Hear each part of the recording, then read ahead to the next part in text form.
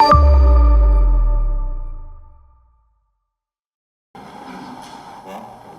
thank you. Amazing human beings. Really, thank you. So here we are. Now I get to tell you what happened to Michael. Okay, how's that? Is that? Let's see. All right? That's better? Okay. So what happened to Michael is pretty bad. Really one of the worst things that you could ever imagine a young man having to go through.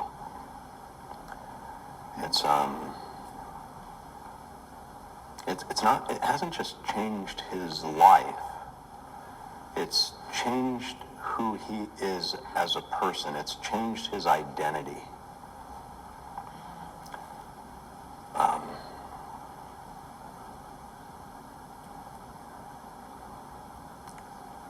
Even if, you're not a boy or a man, we know what that part of the body means. Some of us, I have sons, I have kids, and so, my wife knows what our little boy, our little, 10-year-old, he still runs around, naked all the time.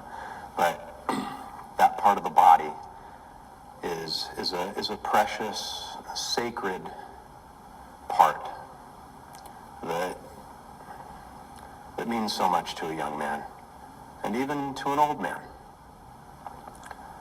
It went from being a source of pleasure and a source of pride to a source of discomfort, embarrassment, disfigurement, shame, and pain. It hurts now. So this is the damages phase. And what damages mean is, we have our assets in this world, and some of those we talked about that in jury selection, economic assets, and then there are non-economic assets, life, liberty, the pursuit of happiness. And the law honors non-economic assets in the category of what's called non-economic damages. So what are the damages? What are the harms? What are the losses? And the law breaks it down. There's actually a jury instruction called KCCACI 3905A, and we'll talk about that as we get through this. And the law honors and says, you know what, we're not an eye for an eye, and we're not a life for a life, or a penis for a penis society. What we do is, if something like this happens and a corporation permanently damages, scars, and maims a human, and the question is how much should the corporation have to pay to make this right? What is the equal trade dollar value of that which was taken, that which was scarred, that which was really destroyed? And it's a lot, if we're going to be brutally honest about what those numbers should be and what the corporation should have to pay to make this right, to be reasonable. Reasonable compensation means 100% of the value of that which was destroyed, maimed. And this is a maiming injury. The evidence in this case, the defense will have a few expert witnesses. I'll talk about them a bit. But the truth is, I'm not going to spend a whole bunch of time, because if Starbucks dares to bring a single expert witness into this courtroom, I will cross-examine them, and you will see that all they will do is help our case and hurt their case. Because the defense of this case, the defense of the damages case, is frivolous, just like the defense of the liability case was frivolous. Just nonsense. You'll see the records from Grossman Burn Center. You'll hear from Michael, and you'll hear from him. One of the components of this case is emotional distress and PTSD, post-traumatic stress disorder, which if you look at the diagnosis under the DSM-5, it matches. It lines right up. And this process has been so disturbing and upsetting for him. he had a breakdown. And I talked to him this morning. He'll be here tomorrow morning. He's going to pull it together and be here. But I actually feel bad that he was in the courtroom as long as he was. It took a toll on him.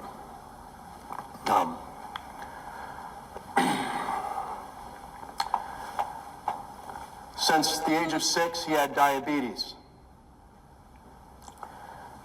What this corporation's defense is in this case is, his erectile dysfunction, it's because he has diabetes. That will prove to be just as frivolous as everything else that you saw. And if they bring in an expert here to talk about that, I will thrash them, because it's just nonsense.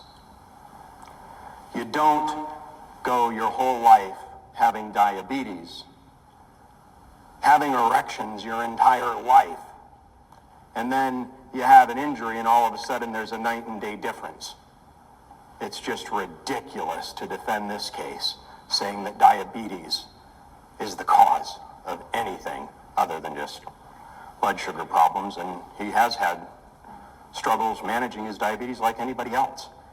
And it changes when a person gets into their 20s and 30s, and so he's struggled with that. He's been to the hospital, and then he gets it on track. But that has nothing whatsoever to do with his penis.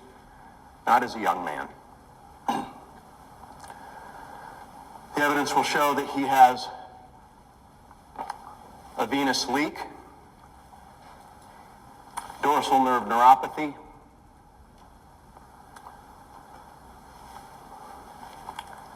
and a decrease in the size of his penis. Yeah. Because that is, we have hard tissue like our bones, we have bones in our body, and we have our soft tissues. This is a soft tissue injury to the nth degree, because the penis is made purely of soft tissue. The burn, whether it's second degree or third degree, and when he was discharged, he was discharged because when they finally went in and did, the grafting and everything else, they said this is a third degree burn. That means it went through all the tissue. And his penis has never worked the same since. And the scarring, which there's been ultrasounds and tests that have been done on him, we'll have Dr. Goldstein, who's probably the best, top, most recognized and the most published sexual medicine physician in the world. His research led to Viagra. He is the man. And he cares so much about this area of medicine and helping men and helping, couples. He's evaluated Michael, and he is one of the best, if not the best, in the entire world. He will come here and testify, because when someone needs help, I find the best for them. That's what I do. He's down in San Diego. Fortunately, he's here in California. He's been able to see Michael and do all the full workup and all the testing. And he'll tell you that the scarring, the contracture, has resulted in a decrease in both the length and girth of Michael's penis. Just like the most worst imaginable thing that a young man could have to experience. Dr. Falk, we tried to help Michael get therapy for his PTSD. She'll testify this afternoon. Trained at USC, and she'll tell you what this young man's gone through. He's tried to make the best of this. He wants to, Michael wants to be a comedian. That's his idea. He says, if I can make people laugh and make people happy, then that'll give me a good purpose in life. And he's got a whole 30-minute routine on what happened to him. He's put that together. He hasn't done it publicly yet, and he probably won't, but that's one of the ways that he is tried to get past this. If I can, if we can laugh at anything, right? So he's put together this whole thing, and I don't think he'll be doing it for you. But he makes fun of himself. And I don't know that that's a good thing. It's one of his coping mechanisms. But there's not much else he can do.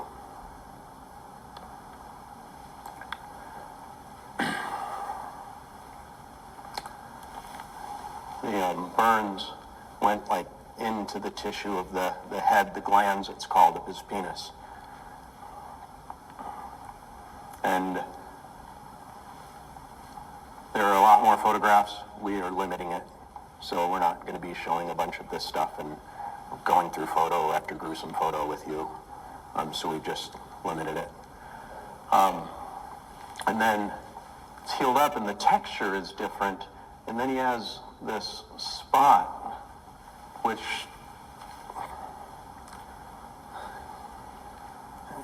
he'll tell you, goes, it looks like I have an STD or something.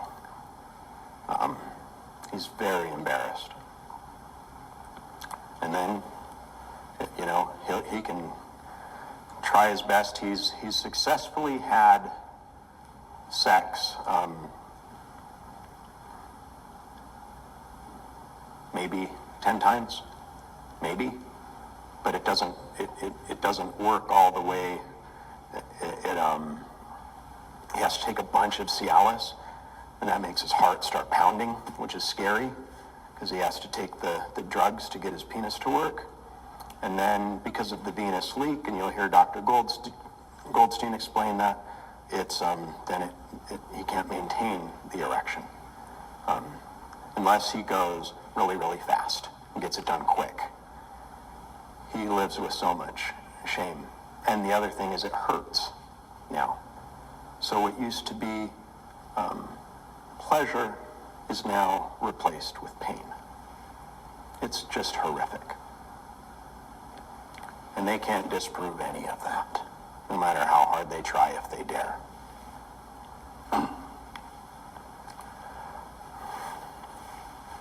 The other thing, they say, well, he had Peyronie's disease. What that means is a lot of men have it, is he had like a 10-degree curve in his penis. A lot of men have that. Some curve to the left, some curve to the right, some curve up, some, you know. Listen, I'm not an expert on penises, but you'll hear from Dr. Goldstein that, you know, penises bend in all different directions and that this wasn't some problem that he had. But maybe if the defense is going to bring this stuff up, maybe that made him more susceptible to injury. And there's a jury instruction that is right on point. It's called the unusually susceptible plaintiff or person instruction. And it says that if you find that Michael was unusually susceptible to injury, then he gets the full award, the full extent of whatever his damages are. So it doesn't make a difference. If he was more vulnerable or more susceptible, the law protects him, as it should. And you'll get that instruction from the judge. And by the way, again, honoring each and every one of you and respecting your time, I will move quick. I will be done with our case tomorrow morning. And then if the defense calls witnesses, I think they have some scheduled. Maybe they can come earlier, but that's why we'll finish on Thursday. And we will be done on Thursday at the latest. But I will move quick. And what that does mean is if the experts at the defense call can't come in like tomorrow afternoon or Wednesday afternoon, then you'll just be here for a few hours a day and then get to go home. So it won't be taking as much of your time.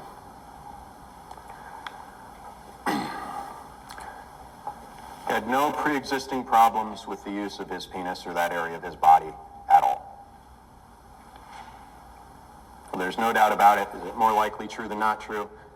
We'll prove this beyond a reasonable doubt, just like we did the first phase of the trial.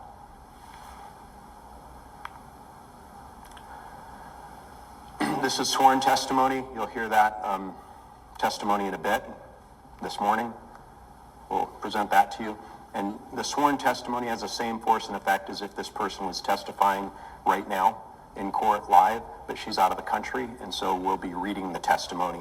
Both sides had an opportunity to take this witness's deposition and preserve her testimony for use at trial. So I will read it to you, and just imagine that the words, that I'm speaking, question, answer, that those are the words of the witness, and it's just as if the witness was testifying, just as if she was here. How often were the two of you having sex?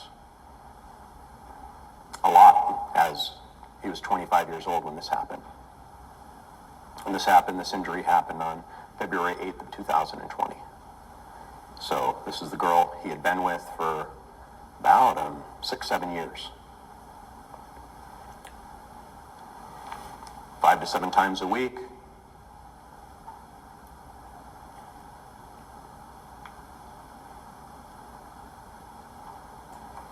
Afterwards, this is her testimony. Have you ever seen a penis like this one after he was scalded and burned? No. How would you describe it? Assuming he's never going to hear this testimony, because I won't have him in the courtroom when you're testifying. I would say that it was deformed. I would say that it was kind of not appealing, unsightly. Other words that I could use. And she saw the change in the length and the girth and the shape because of the damage from the burns. And they're not together anymore. She doesn't have a dog in this fight, if you will.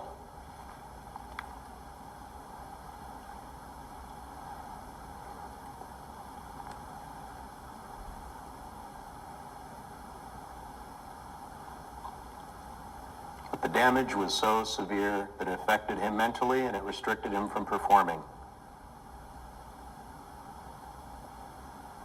It emasculated him.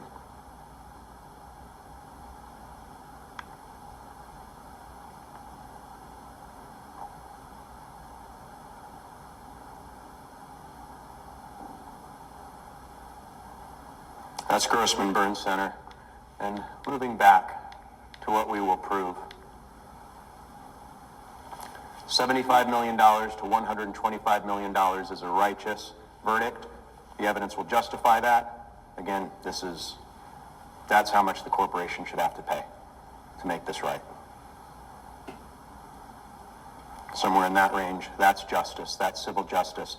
If 9 out of 12 of you agree, that's the verdict.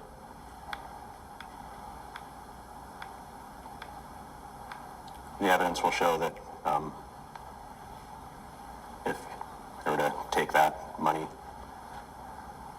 Michael would trade it off for a magic wand to make this all go away, or to go back in time. So that's why it's a reasonable verdict. That's why it's equal. What would it take to balance this out? It's a just verdict.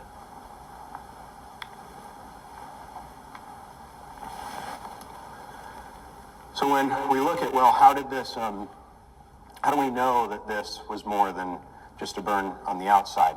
It hurt to pee. It hurt to urinate, and that's documented in the medical records. And it still does. It's just not the same in there anymore. And when the corporation took his deposition, they asked him a few questions about his function. And I said, well, can you have sex? He goes, well, I have, it's different. But they never asked him, how often? How many times? How many times have you? They didn't care to ask him those questions in his deposition. And maybe that's because the goal was, what we saw last week. So at the Grossman Burn Center, he had on his right thigh 164 square centimeters of cadaver skin. That's skin from a dead body. But on his right thigh, left thigh, 48 square centimeters of cadaver skin, and then 32 square centimeters of cadaver skin onto his penis.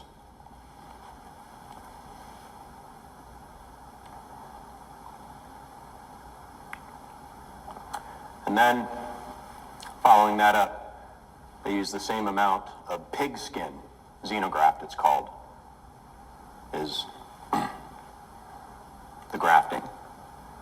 And Grossman Burn Center is one of the most excellent, top-notch burn centers in the world. So on the outside, he healed up There's discoloration and difference in texture, he'll tell you, but they did a great job. Lucky he didn't lose it completely, because with burns like this, you know, you can end up with necrosis, gangrene, those things can set in.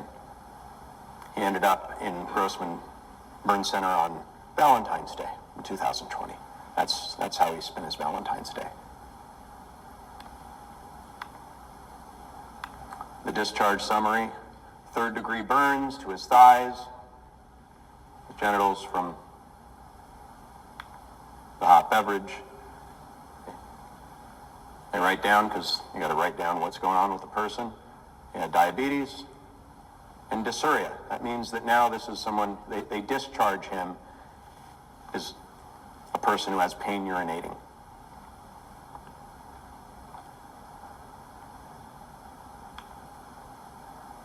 This is medical record.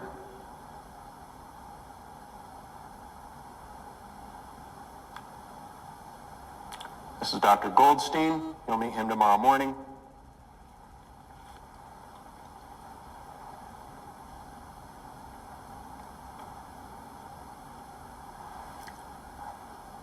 I don't think you could find a physician, a medical doctor, who is more published in the area, published in journals and textbooks in the area of sexual medicine as this urologist.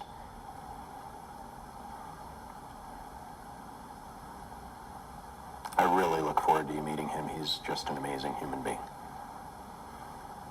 And he'll tell you that, well, that what Michael is really looking at is, and they tested it in the office, is in order to have sex, putting a needle into his penis and injecting a chemical to get an erection. But that's what he's, looking at in his future. And the thing with that is that chemical is, if he has an erection and it doesn't go down, then you have to be able to inject an antidote. And if it doesn't work, then he can end up with permanent, then it's just completely dead. So you can try, the pills, different things, but that really doesn't, once Michael starts to use his penis, if he does get the erection, and that's where the chemical, he has that leak, but with the chemical in there injected into his penis, that can give him hope of being able to last longer. But again, there are risks. There are risks injecting a chemical into one's penis. So the other option is to have a penile implant put in. The problem with that is that there's already been damage to the tissue, so, is that really something that will work? And with a penile implant, that doesn't make the head of the penis get erect, so that can flop over the implant. It's just, and that's why Michael has kind of just, done this, where he's kind of crawled into a hole with his sexuality. It's, and this is a young man who, wanted nothing more than to have a family. You heard about, his mom and where she came from. She's, raised him, coming from, Cambodia and the killing fields. We talked more about that, because I didn't know that before he testified. And he said, my mom she raised me to be grateful every day just to be alive. And he's grateful that he's alive.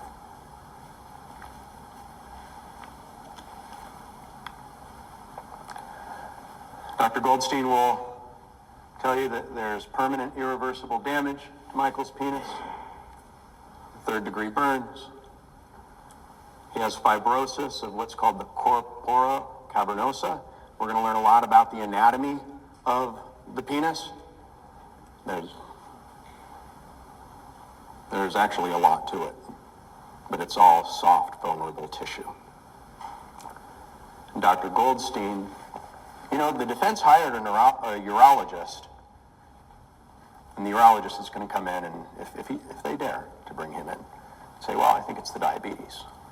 Say, well, he's lost, you know, like the size of his penis. It's smaller. He goes, oh, I think that's because, you know, he had sex while he didn't have a complete erection. What's he supposed to do? Dr. Goldstein will say that's ridiculous. And they'll say, well, it's the diabetes. And Dr. Goldstein will say that's ridiculous because you don't just go from night. You've seen the pictures, and you'll hear the testimony from his girlfriend says it worked just fine, and then it was, you know, and it didn't. But nonetheless, the corporation has hired this expert. But get this, you'd think that if an expert witness is going to form opinions about a young man and his penis, that they'd actually do an evaluation. Nope. The defense expert urologist never even saw Michael. And there's a process under the law where you get to do what's called a medical exam. And they did that with their plastic surgeon. They called in they have a plastic surgeon. His opinion is, it's not really that bad. I took a look at it.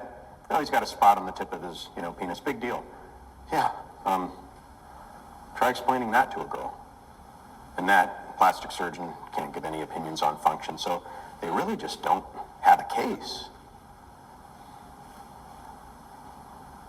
Maybe they'll get up. There's still hope. There's still time. And say, you know what? We own it. We did this to him.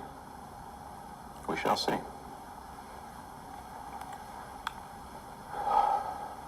He has dorsal nerve neuropathy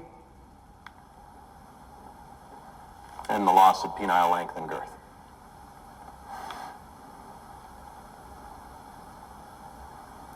And with that comes these things.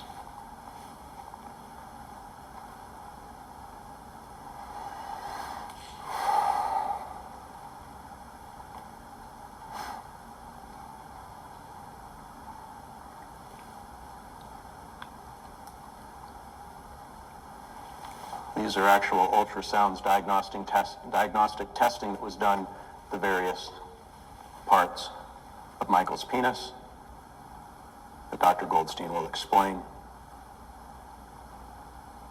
And Dr. Goldstein patients come from all over the world, all kinds of people, famous people, like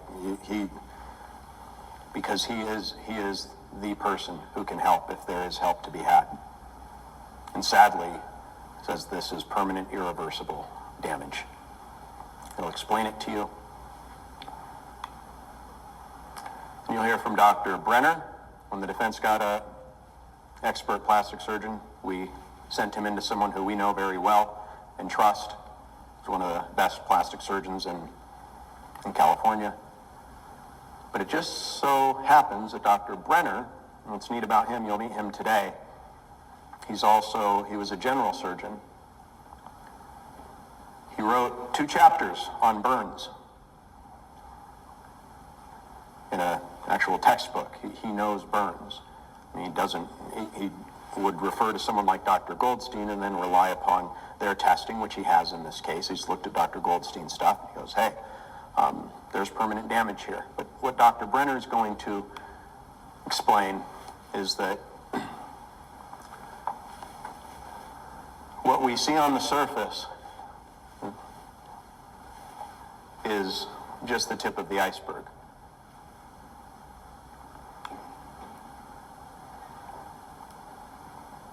And some of us have studied anatomy, and we know common sense because we're human beings and we have skin and soft tissue. But we've got the outer layer of our skin, and the outer layer of the skin in the penis is very thin. That's very, very thin compared to other, tissue in the body.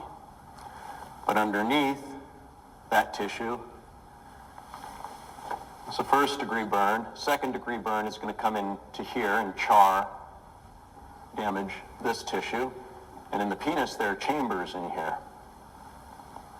And a third-degree burn is going to go deep. Second-degree burns, third-degree burns cause permanent damage to the tissue.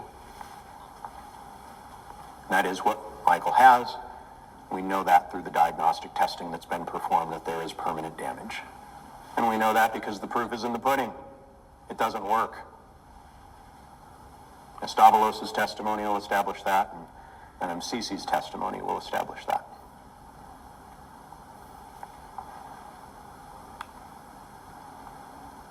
Dr. Brenner's opinions. The damage is irreversible. And I told you he defers to Dr. Goldstein.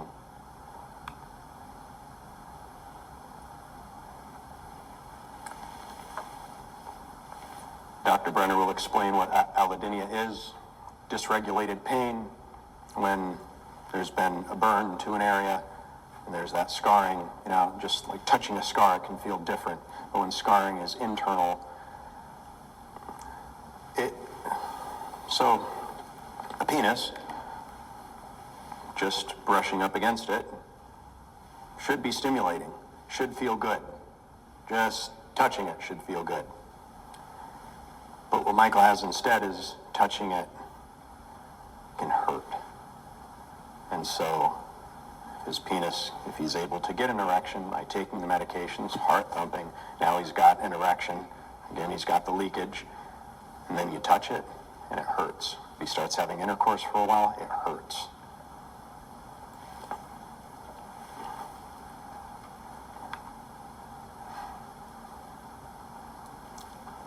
Because the damage is deep.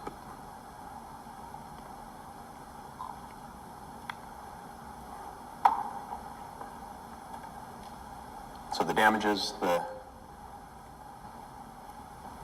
decision, that's 75 to 125 million. That's for this. And you'll get the specific items. I think I have them coming up here in a second. But there's no amount of money that, I mean, what was taken from him is priceless, really. So, I mean, it could be a lot more. The verdict could be a lot more. But 75 to 125 million is reasonable and righteous. He will live with the humiliation, the pain, the suffering, loss of dignity for the rest of his life. These are the different items. What's that? For a lifetime. Grieving his loss, anxiety, pain, disfigurement, all this for a lifetime. Because this is what's called an end-of-life injury. It will last the rest of his life.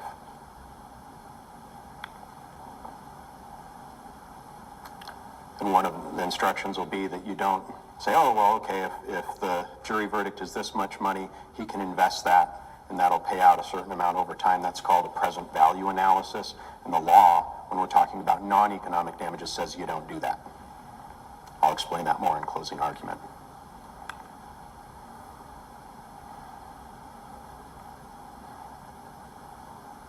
The equal trade dollar value of that which was taken from him, that which was destroyed, which is supposed to be something that's priceless for a 25-year-old man. Well, it can't be priceless here. We got to put a price on it. We got to put a value. And that will prove to be a reasonable verdict, and that's what we hope that 9 out of 12 of you, or maybe all of you, will say is righteous. Thank you for coming back. Thank you for being here. There's no justice without you.